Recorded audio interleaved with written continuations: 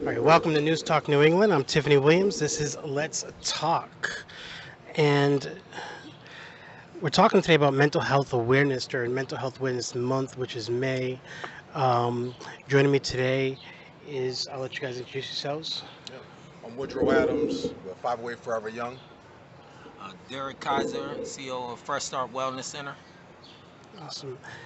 According to Mental Health America, an organization that is committed to promoting mental health as a critical part of overall wellness. During COVID 19, between 2018 and 2017, 19% of adults experienced mental health illness. Um, be, what are we doing in the community to address with your organization's mental health? Well, the stigma, I'm also the head of the mental health awareness here for the task force for the city of Worcester. Yep. And, you know, in the minority community, the stigma is real.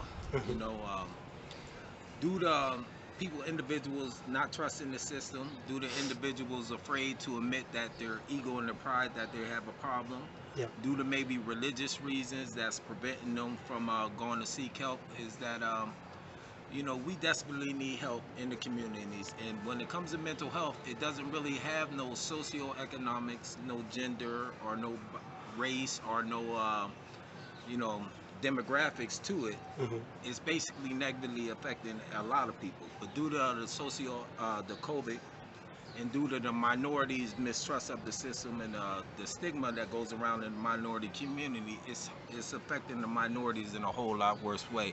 So what we're doing is we're going around promoting mental health awareness through our Just Ask campaign, letting people know, put away your ego and your pride and get the necessary help that you need. So that's one of the way that we're addressing mental health.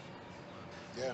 Just like Derek said, we're actively in the community, speaking to people, sharing our stories because, we all go through different things. We all have issues that may have stemmed from growing up as a child or things that we experience as adults. So we're just encouraging people to just speak, just ask for help. Because, like Derek said, too often we keep these things in and it doesn't do anything but hurt us at the end of the day. So, with these different community events that we have, the cleanups on the weekends that we do, south side, north side, east side, every four corners of the city of Worcester, Yeah. we're bringing along community people and programs and different facilities that are able to provide their services for the community. So we're just gathering people together, again, sharing our experiences in hopes that, we can help somebody. Recently, you attended an event downtown and you openly uh, talked about, how you're in therapy and stuff like that. Um, do you want to talk about that? Yeah. So um, several months ago, 3 months ago, my family suffered a traumatic experience, five-alarm blaze that took the lives of three loved ones: my uncle, my grandmother, and also my father. And I promise you, like, it's been a war every day within myself. I'm constantly, just for instance, like I hear sirens, so Hmm. I immediately think back to that night. Hmm. I see little things on social media, the fire emojis, and I automatically think back to that. Um, I was at the dentist probably about a month after it happened, and I'm talking to my dentist, and she's like, "Oh yeah, you have these couple of teeth. We want to make sure we put out the flames," and she caught herself, and so like I made up in my mind that you know what happened is not going to make me fall into depression. It's not Hmm. going to make me want to just tap out and quit. Like I have to continue moving forward. I have legacies to carry out. Like my family members were loved, um, and I want to make sure that I continue moving forward because that's what they want me to do. And like I said, I have tough days, but for the most part, I have people I can bounce conversations off of. I have support, but for those that aren't able to be as strong-minded per se, and not as open to sharing their emotions and how they feel about different things, we encourage them. You know, that's why we go out and we do the work that we do, because Mhm.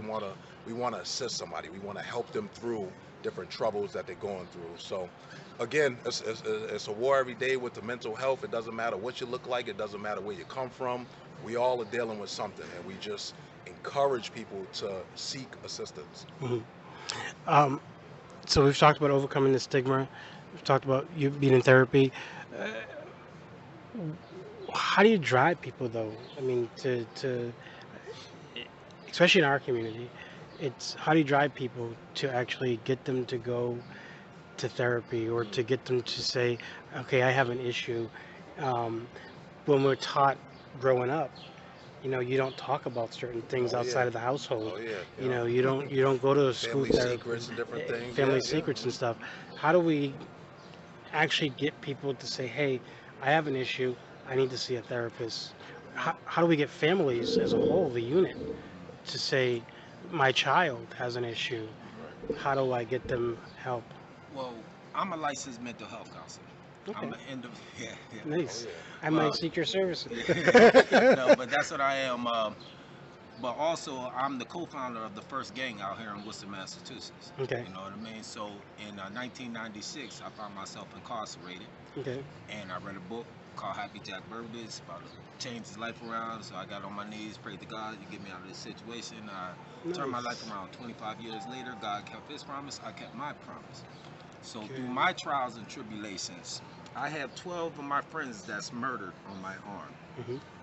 My best friend that's on my arm died in my hand. I've been shot at, I've been stabbed. I Wow. never killed nobody, but it wasn't for the lack of effort. You know, vicariously, I seen stuff in my neighborhood.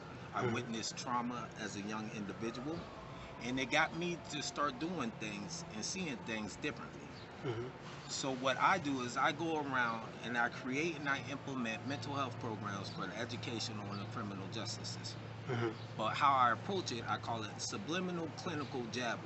Yeah. That's counseling them when they don't even know they're being counseled due to the stigma, through our programming.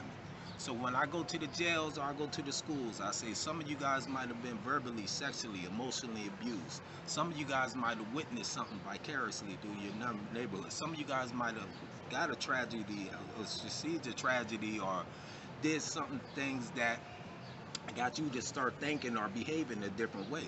Hmm. And until you start dealing with them core issues, you're going to continue to repeat the negative behaviors and you're going to continue to deal with the anxieties and the depressions that you're having. Exactly. So, what I say is, you try it your way, let's try it my way, then my way become your way because what works for you don't work for me. Hmm. So, we got to meet them where they're at instead of trying to meet people where, tell them where we're want to be at. So, what we do is we go around to the communities, letting them know that here I am, a licensed mental health counselor, a black man. We're like unicorns in the Hmm. mental health field. Yep. So a lot of people won't see their self represented in the community. So they'll say, as a counselor, they say, how can this Caucasian know what a black man is really feeling, or how can this, you know, uh, a Caucasian know how what Hispanic is feeling. You know what I mean? Hmm. Et cetera, because they don't feel it. But it don't even have nothing to do with race. It has culture, because even in the same race, you have different type of cultures. So what I do is I link up to other agencies, mental health agencies, that I will ask them, can you open open this space for minorities and individuals I call in the forgotten community, Hmm. and give us some clinicians that know how to work with these communities, and then we refer them to their agencies. So that's one way thing that we do is we come up with ways with cleanings. We come up with ways when me and Woody's go talk to the kids and say, put away your pride, come and ask for your help. But also we try to reach out to the parents after the fact when we give out cards to go tell your parents if you ever need help, give them the card, the just ask card. So we Hmm. try to find creative ways to get through the stigma to be able to help assist the individuals with mental health. We all got issues, but it ain't issues, it's life situations. And if you don't learn from life situations and provide them with the skills and the resources and tools to be able to get through life situations, they'll be stuck in life situations instead of moving forward. So that's a way how we do Do you it. think the city is doing enough to address the issue of mental health? And and if not, what can the city be doing more of to help on that issue? and not even just the city, but the Commonwealth as a whole at the executive level. You know, Well, uh, I'm just, I'm just starting with the paperwork and the different things of starting a nonprofit. And as far as the city being involved, I think there could be more work done. Hmm. I think we need to, again, in order to make this, um, to make these, things happen and see change and see growth in people, everyone has to be united, right? Hmm. So it can't just be me, Derrick, and other small organizations doing this. Like, it has to be a whole. It has to be from the top of the city, to the person in the community. Hmm. Um, I just think there could be more. We constantly reach out to the city to come down and support, be a part of it, the events, um, spend time with the people, and provide services, and funds. Of course, we reach out for different fundings because the stuff in our reality, we need funds. Like, Yeah, we can't just continuously give if we don't have to give. So correct. um, I think there could be more work done, and we constantly, again, we reach out to see what we can do. and to piggyback off of what Woody's saying is that I call it the old people's home, Yeah. where they continue to give you money to the organization that is not focusing on the community that they need to focus on. And I Hmm. call that the forgotten community. Because if you look at the homeless, you look at the substance disorder, you look at the individuals that's really having problems, that's really causing issues around in the community, not only for their own self, but the community in the whole, those are the ones that necessarily needs to be affected and addressed. And the Hmm. city isn't doing that. So what they're doing is they're continuing to fund different agencies that's not really dealing with the community at whole. And they'll keep repeating it, giving their money to other people. When the new agencies come like us, they'll Yeah. be afraid to mess with us because it will stop what they're doing. So you got a lot of individuals from the city, but they only care about self-preservation. They only care about themselves and their job and their ego. But you got some that really cares about the community at whole, Hmm. and those are the ones that you got to lock on to be able to help assist you. But they're only limited to what they could do to assist you at whole. So the city, the state, the federal government, when it comes to mental health, even the business itself, Hmm. you know, here's the key: if you get any individual the resources, the tools, the skills to help their internal and external health to the best that they could be, they'll better they'll better be fit to help your business. They'll better be fit to help your community. They'll better be fit for the people that they got love for. You know what I mean? So if we all address and got the resources, the tools, and the skills to be able to deal with life situations, we'll blossom to be the persons that we're meant to be, and we will be able to help the community. And that's how, it should be looked at as it from 19. I got a chart that shows you from 1970 to 2010, mental health hospitals closed, prisons built up. So you got to look at the capitalist society. You got to look at the privatizing of prisons. You got to look at the reasons why all these mental health hospitals Hmm. closed. You don't even have no room and boarding for the mental health. Now they're sitting up in jail and sitting up in the street with mental health. You need mental health courts. So the city or the state or the federal government So, isn't doing so I enough for want to mental touch health. base on that right there. I noticed that in Western Mass and I think in Boston, there's a mental health courts. Why is it in Worcester we don't have a mental health court? And what are we doing uh, to create that conversation to push for a mental health court in Worcester? Just real quick, he's in the courts and he's gonna answer. Yeah. 3 years ago, I read an article was written about me. I mentioned mental health courts. They mentioned to two judges, and the judges agreed with me. Then they mentioned to District Attorney Early. District Attorney Early is a licensed mental health guy. He's a Mm. lawyer, really based on that mental health. He agrees with me. You got two judges that all agrees with me Mm. that the mental health court needs to be brought down here, because a lot of people are under substance disorder because they're self-medicating. A lot of people My main goal is stopping the trauma to prison, the trauma to substance, the trauma to homicide, the trauma to suicide pipeline. Hmm. You know what I mean? And all through that court, that most of the individuals have experienced some trauma and they haven't dealt with their mental health issues. And if you dealt with their core mental health issues, the better be they will have a job. They will stop doing drugs. They will stop doing pretty because they know finally got the skills, resources, and tools. But the court is mainly his thing. But that's with the mental health. So I'm an advocate for a mental health court. Yeah. I am I don't know also. if you want to comment on that Just because, real quick, yeah. I see it often. I Mhm. work district court at the Worcester courthouse, and we often see people coming in on, sections, Mhm. section 35s and section 15s, and so they're being sent out to men's addiction treatment centers and different facilities that are out west, like you said. Mhm. Um, and we don't have anything around here, and it's just a vicious cycle. You see the same people coming in, and they're being cycled in, So I really think something has to be done around here. To be honest, I don't know exactly what it is, but Mhm. it needs to be a conversation that needs to be addressed and brought up so that we can figure something out as far as something being local. Mhm. I remember years ago there was a Judge Rafelson, who started drug courts. Hmm. He was really big on that in Worcester. Hmm. Um, and then all of a sudden he got shipped off to Dudley, and then you never heard about him again. Um, so I'm definitely, as a mental health case manager, I am definitely an advocate for mental health courts. Um, and I think it's a conversation that we really need to have in Worcester. Um, and we need to get the city administration to push for that as well. I mean, wherever you go in Worcester, you can walk a Yeah, few steps from here and see mental illness yeah. right on the common. Um, and instead of arresting those individuals, we should have diversion programs, which mental health courts would do. See, but the main goal is too is that diversion for mental health in school. So what I Hmm. was preaching to the school and the school climate board and the school board is that we need to teach mental health At a younger as a age. curriculum and Hmm. put mental health as a curriculum at a younger age in the elementary school. So Hmm. that way, when they get to 11 to 10 to 8 to 9, or if they experience life situations or trauma, they'll already have the skill set to understand it. Hmm. You know what I mean? And that's the one thing that they're missing out on.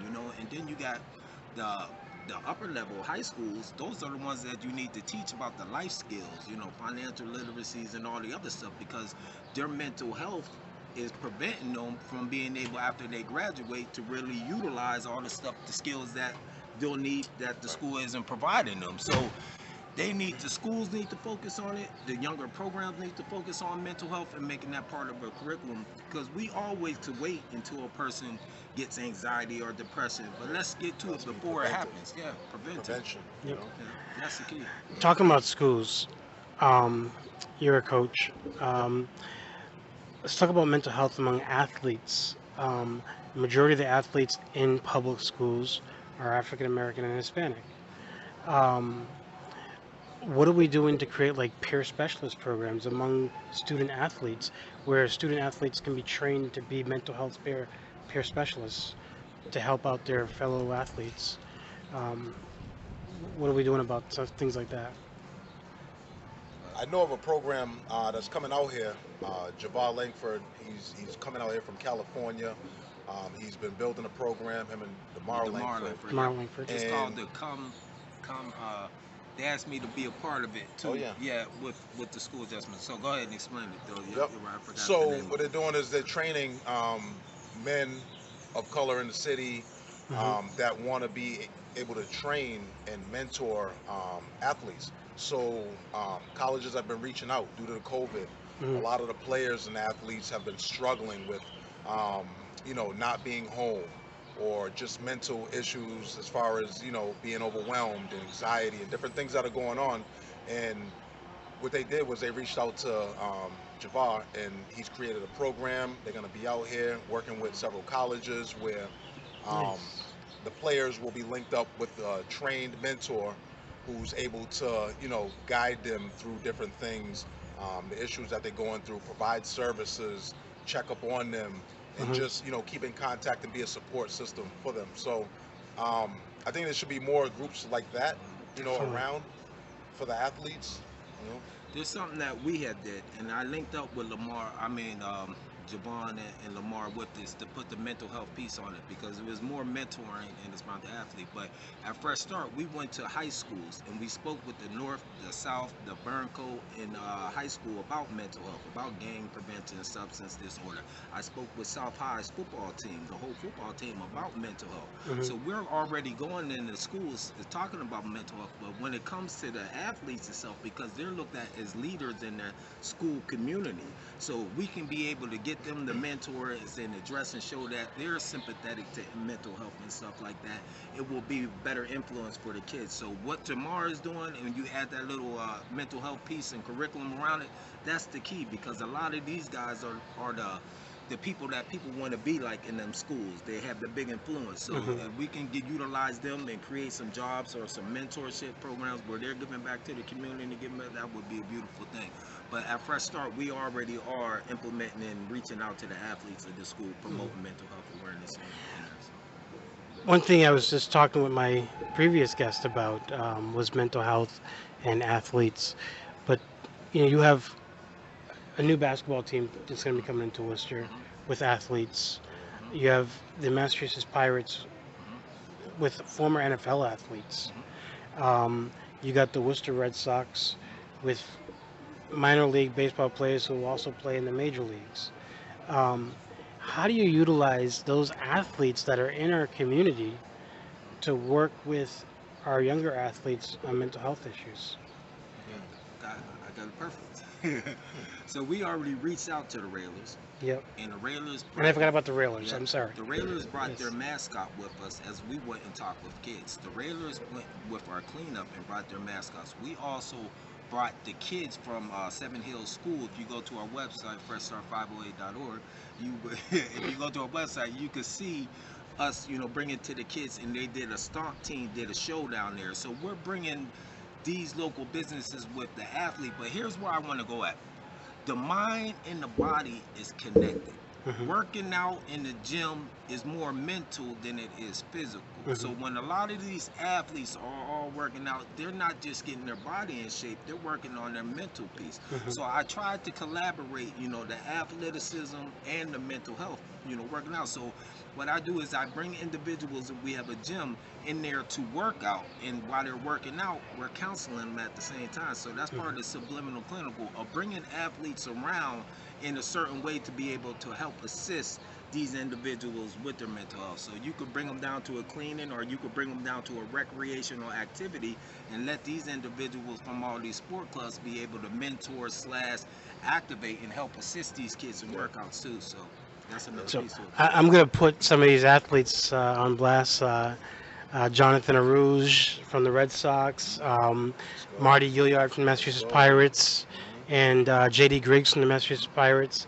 The more the Y'all, better. y'all The need more to the reach out better. to Fresh Start and Yeah.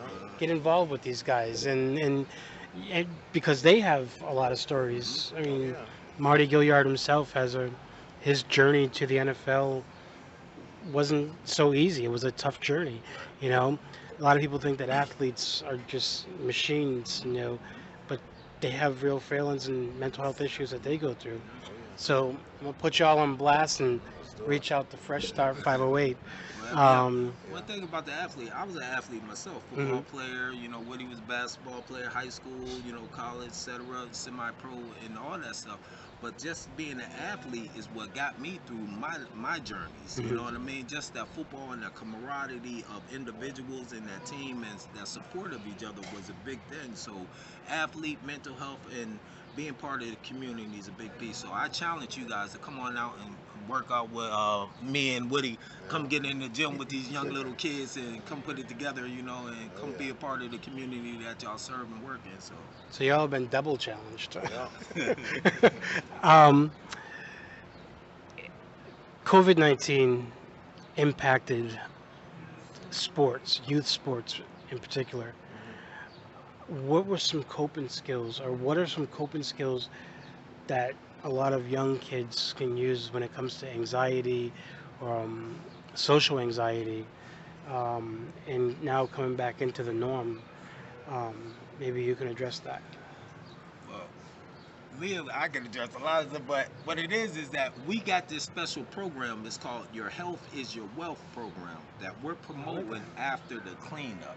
So this is all about recreational activities with a social and emotional well-being curriculum based around it. Because due to the COVID, it added stressors physically and internally onto these kids. Not only the kids, the parents don't even realize what it did on them. So they're damn sure ain't, excuse my French, ain't taking care of their kids and not acknowledging what's going on to them.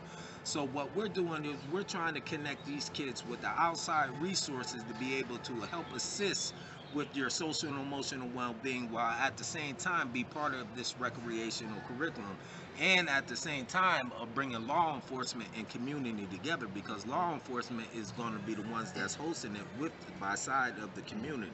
So this is a part of what me and Woody's promoting at the beginning. Woody can go on add on more to it, but So we telling them about the summer program that we got? no, this is, we ain't telling them about it. This is what we're got Okay. coming up. Yeah. You know what I mean? Yeah, there's definitely some plans in the works. In the There's works. Definitely, again, like you said, for me, that whole law enforcement piece, bringing it to the community, because we see what's going on with the different social injustices and the split, the division between the community and also law enforcement. Again, And let me just stop you right there, because a lot of people think that court officers are not part of law enforcement, but you are a frontline law enforcement officer. right. So I coming mean, from a law enforcement perspective, right. go ahead. Our relationship is obviously different from being a police officer on the street. Yeah. We are in the courthouse. We didn't bring anybody there. What we do is, we're just there to get them up to the courtroom, bring them back down. So our relationship is not as how can I say it? stressful. Like, not as stressful. We see the people coming on a daily routine, but we are there. We have great relationships with the custodies, the court users, the people that come in the building every day. Again, like I said, I'm not on the streets arresting anybody, so it's a little different. But at times we go through our different issues or whatever it may be. But yeah. So I'm trying to, what we're trying to do is bridge the gap, because again, like, right is right, wrong is wrong. We want to do right. Like, I'm not gonna sit here and say, one person, like, at the end of the day, there's things going on. How can we all come together and make this world better? So us having these different sports clubs and different activities, bringing on law enforcement to be able to work with the community that they serve. During that time, they're going to be building relationships. They're going to be able to see why people act a certain way, be able to understand one another, and just build. So, that's a main goal. I always right is right, wrong is wrong. You can't judge somebody just because they're law enforcement. These things that are going on, there are some bad cops out there and they need to be held accountable. Point blank, period. But that doesn't mean that everybody that is in law enforcement is bad. The same thing with people in the community. There are some people out there on the streets that should be held accountable for their actions, and and not everybody from the hood's bad. So Exactly. again, we just want to be the gap. We just want to bring people together, and again, just serve the community we live in. How do we build that dialogue, though? This is beautiful. We got that on dialogue too. Now you got to remember mental health, right? A lot of law enforcement come from a military background. Yep. A lot of military, post-traumatic stress, et cetera, et cetera. We know that. Also, you take a correctional officer. That's law enforcement. Yep. So they're trained to be 12 hours a day. You got to watch yourself. You could be killed. You could be murdered. You're put into a room with 200 individuals and you're by yourself. How do you think that individual's anxiety is? Yep. How do you think that police officer's anxiety is that continues to see murders after murders or trauma after trauma? How do you think that anxiety ends up out? How do you think a court officer's anxiety and trauma and depression is seeing these things? And you could tell by the suicide rate of a police officer. You could tell by the correctional officer's suicide rate. They're ignoring the fact because if the police or if the correctional or if law enforcement say they'll need help, they might lose their job of it. And people will say, Derrick, why are you so concerned about the police mental health, right? This is why I'm so concerned about the police mental health. Because if a police officer pulls my son over, my melatonin son, and if he pulls him over and all of a sudden the police officer might be suffering from post-traumatic stress or something like that, and if he sees a phone in my son's hand where I tell my son to record every time and he thinks it's a gun, he might go off. So I care about that police officer's mental health because he's the one that's addressing the community. The correction officer is the one that's addressing the community. So if you got a gang member or an individual from the substance disorder with post-traumatic stress and all that other stuff, and you got a cop with post-traumatic stress, what do you think is going to end up happening? Now you can look at George Floyd's situation. This cop was a 16, 17-year veteran. You know, George Floyd was a substance disorder. How many times did this cop almost have ran into individuals like George Floyd that was bullshitting, you know? So it became normalized of treating individuals that way. So I don't know what he was thinking. I don't know if he meant to kill him or not meant to kill him, but you got to look at his mental health by kneeling on somebody's neck for 9 months. That shows you that there's something going on with these individuals. So we have to address the mental health because these are the individuals that's literally the community's life is on the line. And that's what's serious. And people are ignoring that situation because that's the key.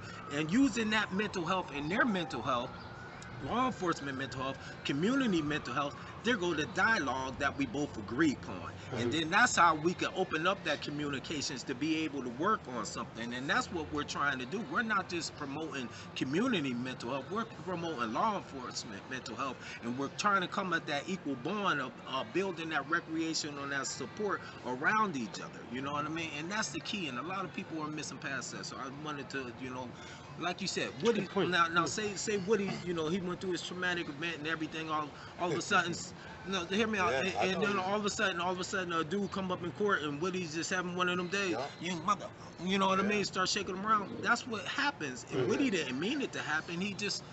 You know what I mean? But Woody's strong and he had the support and the skills, but a lot of officers might not have that. So they'll go to drugs or they'll go to pills or they'll go to alcohol or they'll go to certain things that deal with them. And then it gets worse and worse and then their problems just more occur. So we have to be vigilant to that. So I promote mental health awareness in the law enforcement community and I promote it in the school community. Look at the teachers. Look at the, you got one teacher that's so stressed out, 30 kids. And if that teacher is not fully internally, mentally effective to be able to deal with herself, how is he really effective to be teaching these kids? We're looking past this type of stuff, and I'm passionate about it because this is what I promote. It's good to be passionate about it. We need more people to be fired up and passionate about mental health in our community, in schools, in the police departments.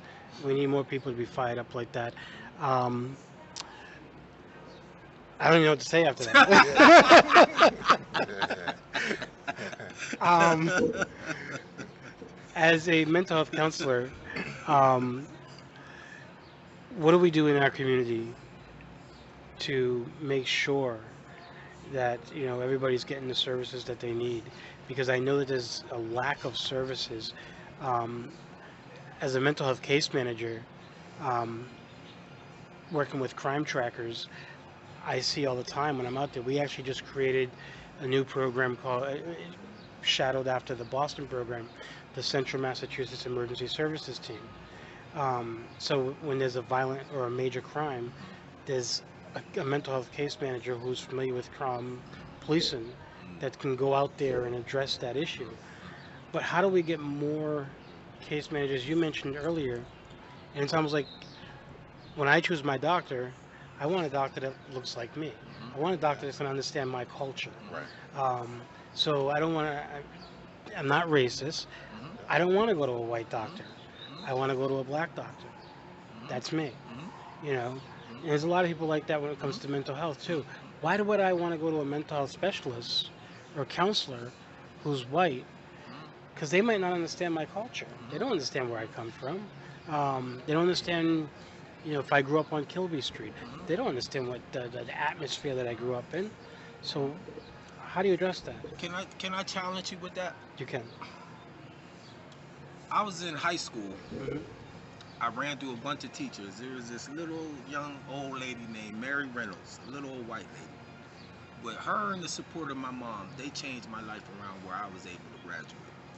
So I don't put it on color Yeah. because you could have one household, you have different types of culture. Exactly. You catch what I'm trying to say?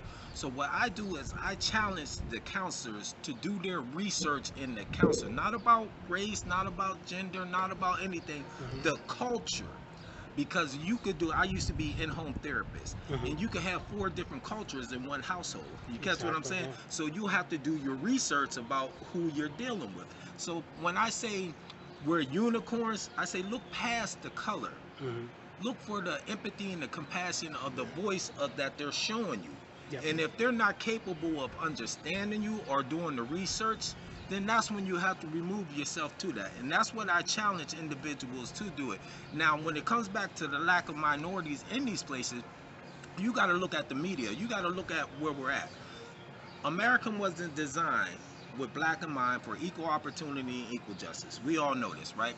So look at the systems and the careers that's in place that makes a lot of money, correct? Hmm. You got all these other places. In each career, in each system, there's lack of minorities, correct? School systems, court systems, every system that there's a career. Why is that? But then if you look at the athletes, you look at the entertainments, you look at all that, who's the heads of, of that, in the most in there, but then you look at the people that's running it, all white. Hmm. Because we were supposed to be only athletes, only entertainers. We're not seeing ourselves as counselors. We're not seeing ourselves as teachers. We're not seeing ourselves as law enforcement. We're not seeing this. And we got to blame ourselves for that generational trauma and that generational bias that we keep passing her down. So it's a whole dynamic thing, but through program placement of mentorship and minority programs that's involved, that located, you could direct people to get more involved in these community or this specific law enforcement. Like Woody passed out community law enforcement, job opportunity on the thing. I shared that, and I'm trying to get other people to share that because my goal is trying to get as many people in the court officers as I can. My goal is to try to get many minority police officers. My goal is to get many minorities. I want it to be as diverse as its community is, but I also want to have its options on the counselor's skills, not the color. Hmm. The counselor skills, because you got some bad black Puerto Rican counselors too Hmm. that can't relate to certain people's situations either because they don't know their culture. Yeah. Don't get it all twisted on race. It's the Yeah. culture. Race and culture is different, and that's where I challenge individuals for. So that's just me Thank from you. me to you. Thank you. Yeah. Anything you want to add to that? No, please. Wrap it up. He's kind of hard to follow, right? No, but see the difference. Well, because this is my career. This is mental health, and you're asking Yeah, about mental mental health, health. and I can go all day because this is what I've been Mhm. doing for the past, Yeah. 10 to 15 years. You know Well, I what I hope mean? that we can have you on other shows talking about mental health, Yes. but not just, mental health, but going more deeper into the disorders and illnesses that are out there. Because there's a lot of, I mean, if you lead I go to the DSM-5 when I'm coding, and it's like there's a new one every day. So, We got Train Your Brain mhm. on Fresh Start Plus. This is where we went over the COVID for a 10-week thing. I went over anxiety, I went over depression, I went over grief, I went over all the ill wills that people were experiencing, and I explained to them what anxiety and what it was. We went live. So if you go back there, that's how you get people to understand what they're really going through. Grief, anxiety, explain it to them, going through the definition, giving examples, and that's how we're trying to engage the community. So we are doing it. We need the city to back us. We need the city to fund us. We need more people like Woody to even share his experience. Look at me. I'm walking around with an Adam Strong. Mhm. This for this brother, you know what I mean? He ain't even Nice. got his own. Yeah, he got his own. Ever since, that's what I try to say. It's in his heart. It's I in know. his heart, yeah. But my son got it because ever since the courage that he showed, Mhm. and I tell him this, and I what you call it, I was at when he was speaking at the church, and how he said to me, to turn 3 to 300. You know what I mean? You You took wanna explain 3, that? but we're gonna inspire 300. Mhm. Yeah. And that's the goal, and that's what it's about. It's going to take people like Woody that shows that strength, that shows that courage, that no matter what you're going through, you could do it. So when I'm feeling down and I just smack myself with this. Fuck, excuse my French, but look at what Woody done went through, and That's he a got form of nothing to what you complain. just did is actually a form of what we call changing the channel. There When you when go. when Let's you go. you might be thinking of, you know, something depressing or something like that, but then what you just did was Boom. snap that, Wake or up. you Let's have go. something in like on your phone or something like that, and I do that a lot. I have gadgets on my phone case, where I can change the channel and think about something different instead of. Yeah. So That's part of mental that's health coping and coping skills, yes, Right. tools and skills yeah, and resources. Whatchamacallit. We all have our ways. Woody have his yeah, ways, but engaging from each other. Go Yeah, ahead. because once you tap in and really find yourself and find your likes and your dislikes and what makes you uncomfortable, what gives you anxiety. I mean, because for the first time in my life, it's probably one of the first times I'm sharing this, but for the first time in my life during this COVID, I experienced like a mini panic attack. yeah. You know, I'm at the grocery store, right, and I got my list, whatever, boom. And Market Basket that I went to was big, and it got the aisles, and there's a lot of people in there, right? So I'm going down the aisle, boom, I'm looking at my list. I grabbed some. I went down a little further. I realized on my list I forgot something. I look back. I see this person looking at me. I feel like they're watching me. I feel rushed. I got to keep going. Now I got to circle back around. I go back around, like, and you just have all these different emotions, these feelings. Now you get worked up. You begin to sweat. You've been to paranoia now. This person, they keep following me, So I experienced that, and I was like, I got to get out of here. Mm, So me realizing that, I'm able to address it. And when I start to get that feeling, then it's like, all right, I need to take different steps to calm myself down. mm, Again, with the experience that we just experienced past 3 months ago, with the fire, like when I begin to have those different thoughts, when I begin to become sad and I begin to get emotional and start questioning why, I'll do that for a couple minutes, but then for the next 15 minutes, I'm encouraging myself, I'm boosting myself. I'll reach out to somebody, shoot them a message, make a phone call. But that's only when you become in tune with yourself and really know yourself and you train your mind. You got to discipline your thoughts because once them thoughts start overcoming that brain, man, and I got a daily routine. I got to make sure I stick to my routine. I wake up at 5, I go to the gym 6 to 7, then I go to work. And even on my days that I don't work, I still carry out that routine because the brain is a powerful thing. yeah. So once you begin to, again, know your thoughts, know what you're going through, know those signs when they start to happen, and you discipline your thoughts and your mindset, then the better off you can maneuver through this thing called life. Mm. I'll wrap up on this note here. Um, Mental health is a serious issue. Oh yeah. I want to commend you, first of all, for your courage, because I was the other night of the fire. I was there at the vigil, and the strength that you exhibited during the vigil, I don't think I could have. I would have broken down. Um, have you had that time to even process? Like, has it actually hit you yet, Oh yeah. and actually broken down It's and hit me like a ton of bricks. yeah. I mean, for the first several weeks I'm at home, I couldn't sleep. Hmm. I'm just up. I'm, my brain shifts from, because you got to think, like, I was at that time when it happened, like I was at the peak of my life. Like Hmm. I have a career now, working as a court officer at the courthouse. I'm planning a wedding. Like I bought passports for my family, and I was sharing all this on social media so people saw it. But I'm engaged, and I'm experiencing life. Like I'm just sitting in my backyard and just watching the sun, and I'm at the top of my life, right? And then all of a sudden the fire happens, and the rug just gets pulled right from under my feet. Hmm. So now I'm like, all right, all this time in my life that you know, um, I've been through different experiences, traumatic experiences. I've went to church. I've prayed. I have my head in scriptures, and I've prepared myself for for a situation like this. Of course, nobody expected that, but throughout the years when I was, I'm eating right, I'm working out, Hmm. I'm building relationships with different people, I'm feeling whole. I feel like that was all time just preparing me for this moment, and my why is greater than any obstacle that I'll ever come across. Like my purpose here on life. Right now, it's my mother. That Hmm. she's still here. She's a strong woman. Oh, that's my superwoman. So Like, shout out to if she her. took her shirt off, right, you see the Yes, S on her yes. chest. You know what I'm saying? So like, I, that's my why. Like Yeah. I have no time to really just dwell. Of course, I have my moments, and I had my moments where I really broke down. You know, the day of the service, when my father's service, I cried out loud. You know, and I just, that was my moment. I got it out, and then again, like, let's go, let's go.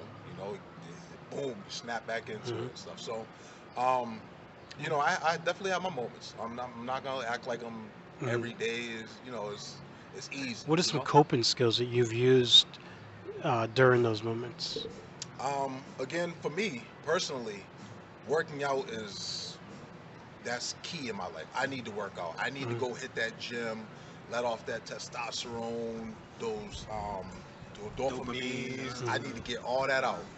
That's a start. I feel like I'm ahead of the game if I go get my workout in the morning. I'm jealous, by the way, because I see some of your workout videos, yeah. and I'm like, I gotta catch up to I this can't guy. believe I didn't go to the gym today. Yeah. And that's what I do. I put that out there. It inspires me to get into the gym, Yeah, so it's people good. love it. Like, you know, and I do it not just for other people, but for myself too. Yeah. It's to hold myself accountable and really live up to the words that I'm out here preaching. You know, like, so when I put those things, is to encourage people, to inspire one another, and it's to also, like, for me personally, it's for me first and foremost to really get myself going. But my brain is just so trained at this point in life. Like, I'm just so disciplined that, you know, cropping out the distractions in life and just really focused on my purpose. Like, this is just the beginning. Like, this is, we just getting started.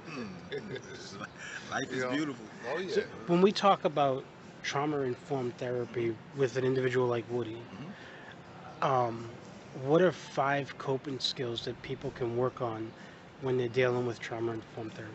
Well, I'm CBT certified. So when it comes to grief, you know, there's different things. You could write a letter. You could sing a song, that creative, expressive moment of just letting them know how you feel. Sometimes we wasn't able, and then due to COVID, what's so tragedy is that a lot of the people wasn't even able to say bye to their individuals, and you know, and not even to go put them to the funeral or get a hug to remorse and stuff like that. So if you lost someone that tragedy, my heart go out to you, you know, especially during the COVID times, because it wasn't a way to different more. So you have to come up with them different coping skills. So you can do working out. I work out tremendously. That's like what he said. That's mind, body, and spirit. It all connects. Without is one main thing is you got to watch what you eat. We are what we eat, and a lot of the foods that we eat messes with the brain, and people don't realize that. And there's certain food that dictates the brain. You get the ginger, inflammations, all these different things, sugars, and we realize that, you know, we are who we are, and it's all starting to come from the gut, you know. And so they're trying to say the core is more important than the brain, because what you're putting in your gut is what's feeding your brain. And Well, if you it, say that because the other day I had some fast food and I just didn't feel right after that. You know what I mean? Like, I just stomach, and then it just, like you said, it just throws you off mentally. You know? It's there's certain things that connects it. You know what I mean? Religion, you know, that's a big faith. You know, Right. That's a coping skill because it helps you out. You know, even if you're not religious, just praying and believing that it's going to be okay, you know, it helps you out. So there's plenty of coping skills. And if you don't know yourself, you can just Google it. Give me some coping skills that grief, find what works for you. Right. You know what I mean? And eventually 1 out of them 20 hopefully will work for you. So if it takes 20 times to get it right, then you get it right. So I know I'm not necessarily there, but here's one thing I would like to say before we close on the thing. Tomorrow isn't promised. Exactly. Tonight. Well, what do we tell our clients in mental health? It's not like AA, they say take it day by day. In mental health, we tell our clients take it minute by minute. That's it. Every day, you know what it is. So when I wake up, sometimes I get woken up. I try to start implementing the things that dictate my day. At the beginning of the day, I work out, I do all the things that help me start my day off right. Because I know somebody else's energy is going to come negative effect, or my energy is going to come at me, and I got to prepare myself mentally, physically, spiritually to deal with life situations, because I know it's coming that day. But what I do is try to be the best person that I could be because I know tomorrow isn't promised and our time is limited. Mhm. So like what he said, all through the day to get our idle mind off of thing, I do myself constructive and productive things. That's either self-care, dealing with family, professional, whatever it is. Keep that mind busy of healing. You know what I mean? It ain't all about work. It ain't all about monetary stuff. It ain't all about that stuff. It's about that internal, external self-healing, that spiritual healing of just loving yourself, being the best person you could be every day. And that's all we can do. You know, when people gets the problem, when they try to be somebody else, that's when the problem is. That's occur. If you just be yourself and be the hell you are, then it's okay. Mhm. You know, have it. You know, forget about what people think. But I can go on for days. But that's all I say. When it comes to mental health and it comes to coping skills, be yourself. Be as honest as you can with yourself. Because once you do that and you be able to learn from your decisions and learn from life situations, then that will be better off you is. But that's all it is. You know, just be yourself, and it's okay to be yourself. You know, love yourself. You know. 5 self-care tips. 5 self-care tips. Yeah. Um, Me personally, or just You personally or just in general? so take time for yourself. Spend at least an hour a day on yourself. I don't know what that entitles, whether it's working out, praying, going for a walk. I don't know what it looks like for you, but spend at least an hour a day on yourself. Um, for me, a vision board, Mhm. making sure, again, like Derrick said, you waking up to what am I doing today? Mhm. If you're walking around without a direction, you're lost. It's easy to get pulled over to the left or the right. Know what you're set to do in that day. Um, Again, eating right. Um, I don't know. I love to travel. I always have something planned where I know, all right, in 3 months I'm going to this place. Like for me, that getting away where I can hit the reset button, just think about myself. Like you just got to be selfish sometimes. Yeah. You can't help other people if you don't have it. So I have some Sky Miles I can donate to you. what's that? I have some, Donate to me. I, Help me out. Yeah, I have some Sky Miles Sky I can probably Miles. donate to you. there you go. Hey, But yeah, donate. so I think that's 4. The 5th, Yeah. I don't know, just again, I don't know about 5, but just you gotta think about yourself. What Love helps you yourself. out. Love yourself. Love yourself. Yeah. That's all. Love And the yourself. importance of loving yourself, uh, it's not being conceited or selfish to love yourself. Because a lot of people out there, they say, well, you're being conceited or you're being selfish. And it's not like that. No. You have to Selfless. love you.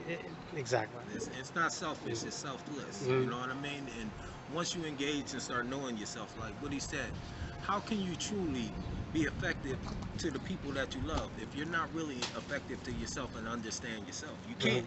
If Mhm. you don't No love way. yourself and if you don't know yourself, how can you really be there for the people you love? You can't. You can't truly be there in Yeah. a truly effective way if you can. So once you start knowing, loving yourself and understanding yourself, then you can start making the changes to deal with life situations. And then you could be able to help assist other people. Like if Woody wasn't able to be strong where he at, 508 Forever Young, and all the kids, that positive effect that he's having on these kids' life, they wouldn't be getting it now because Mhm. Woody would be taking himself out of the mix. You Right. Mhm. catch what I'm saying? So we just got to be cautious of that type of situations and stuff. So yeah, Mental Health Awareness Month. It's not really a month, should it be? I mean, it's every That's day, every right? that's day. life every lifetime. So, Oh man. so you would agree it's something that we need to talk about more than just in the month of May. We need to talk about it in June and July. Yeah. We need to talk about it on Mondays and Tuesdays and Wednesdays. Every day we need to talk about that, right? Yeah. And again, that's why creating the programs and the different activities and creating these engagements with the community to get everybody out. It's year round. Like we're Mhm. not just doing this month. Like you can go on his page, you can go on my page, and you can see yearly events and different Mhm. things happening where we're calling for the community. Mhm. So And we got to get you to share those events more on Worcester Daily News Oh yeah, because we got I you am on there as a there. moderator. Right, right. So we got to get you to actually come on and share those Definitely. events more. We got to get them some bank down there to help them out. Videotape. That's where the city got to come in to help us out. You see, a lot of the things that me and Woody were doing by ourselves. You know what I Yeah. mean? And we need help and You support. need a village. Yeah, we need a village. So it's going to take us to be able to connect together and to help assist each other. And until we get money from the city, until we get money from donors and people that really want to help, it's about what we're doing. But we're okay with that. But we could reach a whole bigger massive if we just had a little more funds to do what we need to do. You know, it's a capitalist society. On that note, let's segue real quick. 508 Forever Young, you have a program coming up. It's every summer. You want to talk about that? Yeah. So Woodrow Adams 508foreveryoung.com. You can email me 508foreveryoung at gmail. Phone number 774-386-2292. We have our annual back to school backpack giveaway, which will be on Saturday, August 28th, from 12 to 5 p.m. at the Family Fuller Park behind the YMCA on Main Street. Free backpacks filled with school supplies, free haircuts, free food, the bouncy house, all that good stuff. It looks like due to COVID, everything's uplifting, so everybody's more than welcome to come down. Again, free for all. And we want to, the main purpose of us having our back to school backpack giveaway is setting these kids off on the right foot, giving them the tools that they need to succeed as they go back to school. As we all know, this COVID thing has been a challenge. And when they go back to school, along with having the necessities, with the materials, we also need them right mentally, So when they come down to the events, they can hear about the different services that Fresh Start 508 provides for the community. You'll also meet with other people in the community, resources, food, again, mentoring, activities, different things like that. So again, come on down, Family Fuller Park, Saturday, August 28th, 12 to 5 for the back to school backpack giveaway. And Fresh Start 508, you guys have a event going on this weekend? Yeah. So what we've been doing is we've been doing a weekly cleaning, and it's called 508 Unity in the Community Cleanup, and we're promoting mental health awareness. So we're going to be located at Union Hill, 91 Chaplin Street in Worcester, Mass. At Union Hill School and stuff. So if you guys want to come on up, from 11 to 2, we'll be cleaning up. We also have a DJ up there playing some music. We have free food and stuff like that. And we're just trying to bring the community on. But back in June 19th, we'll be having the finishing up here down at the downtown Common, where we're asking everybody from the press to everybody to bring your resources coming down, explain about the event. Because we know in the summertime, a lot of stuff goes on in the summertime. A lot of gun activity, a lot of things, issues that kids' social and emotional well-being is being tested with. Everything else is going on, so we're trying to provide them resources to be able to utilize to keep these kids safe, and keep the community safe over the summertime. So make sure you come on out there, freshstart508.org, freshstartfacebook.com, and any chance that you can be able to donate or help us. I was going to say, yeah. how do people get to do it? I mean, because the backpack program and your program, it doesn't just go off of money out of your own pockets. You need people to donate stuff. So if people want to donate, what do you need for donations? You can go to freshstart508.org page, and then you can donate. They got a PayPal, or you can put your credit cards right there, or you can send money down to a check at 16 Austin Street, Worcester, Mass. 01609, or you can call me up and say, hey, I got some money for you. I'll come running down there to get it. So that's how you can get it from me. Do you guys have an Amazon wish list of items that you can use? See, a lot of this stuff that you're talking about, due to us being a self-funded minority nonprofit, a lot of this stuff we don't have. So yeah. If you're willing to make one of these apps and self-fund and put with us to get us some money, I'm willing to take it. So you let me know. With Worcester Daily News, because we're also a nonprofit, and NewsTalk New England, we're a nonprofit. Okay. So we have an Amazon wish list. So if you guys see items on Amazon that you want, let us know. We can add it to our wish list. We have a lot of times where a lot of people will buy things off our wish list and send it to us directly. Yeah, and I thank you guys because you also made a contribution towards 508 Forever Young. And I think there's still more in your pot, in the pot that we owe you. Oh, yeah. So So, Appreciate it. I got to get a hold of that Oh, wish list. But with the backpack event, we have drop-off locations. Fade King's Barbershop, 70 Vernon Street. Addie Lee's Soul Food is at 596 Main Street. The YMCA on Main Street, and also I'm drawing a blank. My buddy Adam Ingles. All right, it's gonna come back to me. He has a site on Pleasant Street in Worcester, Mass. Unified Insurance on Pleasant Street.